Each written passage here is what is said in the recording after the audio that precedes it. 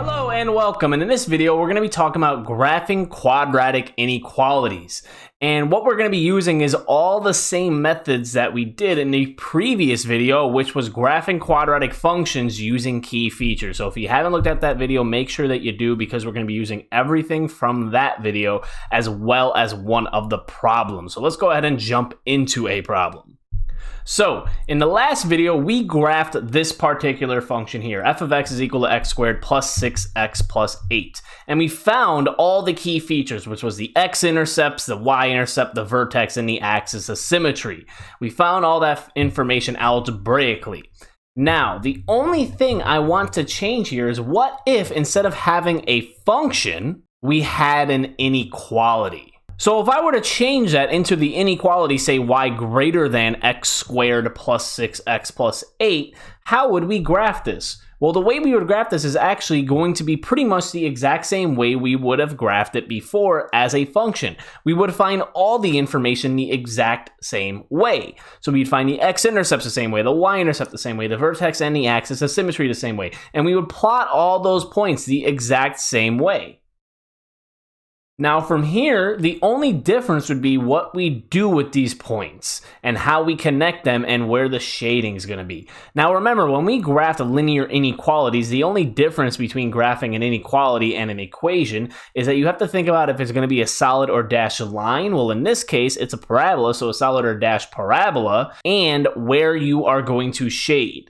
Normally we shaded above and below the line. This is going to look a little bit different, but we still practice the exact same methods. So if this was an or equal to inequality, we would connect the points with a solid parabola, a solid curve, just like we normally would. However, since this is not or equal to, we are actually going to use a dashed curve. The same way as if it was a linear inequality, we would use a dashed line. Here we just use a dashed curve. So I'm going to go ahead and do that now.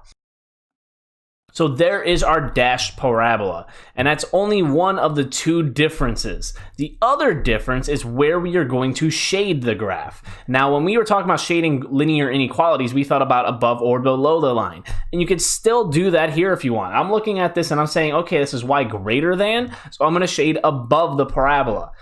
Now, that actually tends to become a little bit difficult for some people to visualize, where is above the parabola, where is below the parabola. So if that's you, and that's totally fine, because I had to do this for a while as well, is instead of above and below, we can think about inside versus outside the parabola. And to do that, we can use a test point. And we can pick any point to test, hence test point. We can pick any point to test that is not on the parabola. So I can pick any point that's not on the parabola and test it out.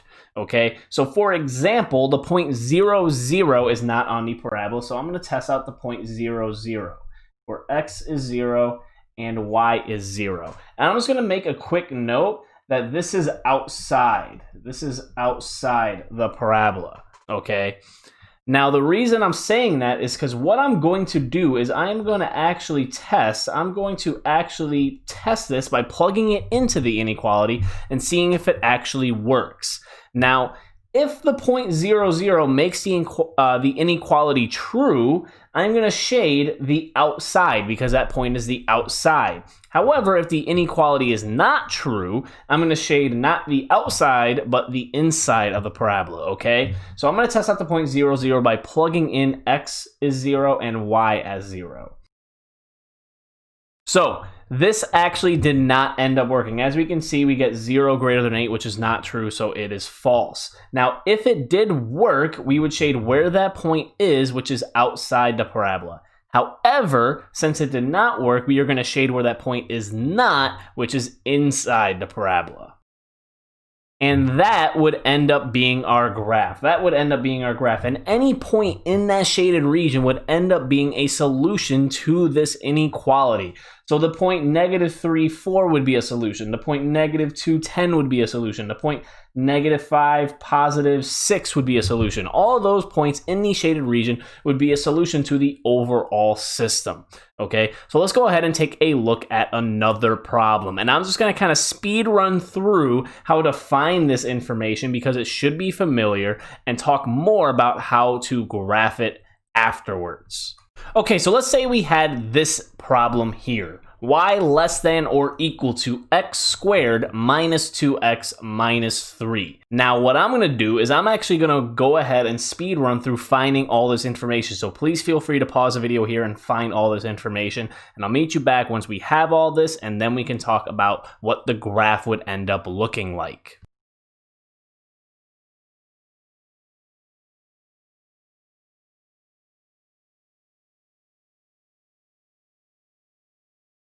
Okay, so I went ahead and found all that information. Hopefully you found the exact same information. Now what I'm going to do is I'm going to jump right into graphing this. Now, this is y less than or equal to. Since it is or equal to, that means I am going to connect this with a solid curve, a solid parabola. So I'm going to go ahead and do that. So there is my solid parabola. Now what I got to think about is where I'm going to shade. Now this is y less than or equal to, which means I'm going to shade below the parabola. You might be able to determine where that is. Otherwise, we can use a test point. And remember, it can be any point that's not on the parabola. So I'm going to pick the point, let's say 1, 1. I'm going to pick the point 1, 1 and see if that works. So I'm going to test the point 1, 1, and that is inside the parabola. That is inside the parabola. Now, if this ends up working, I'm going to shade inside the parabola. If it does not work, I'm going to shade outside the parabola, basically where it is not. So let's go ahead and test this out. So what I end up getting is 1 is less than or equal to -4, which is false. So I will not be shading inside the parabola. Instead, I would be shading outside the parabola. So all outside the parabola here, this would be our solution. So I'm going to go ahead and heavily shade outside the parabola here, and any point in this shaded region would be a solution to the overall inequality itself.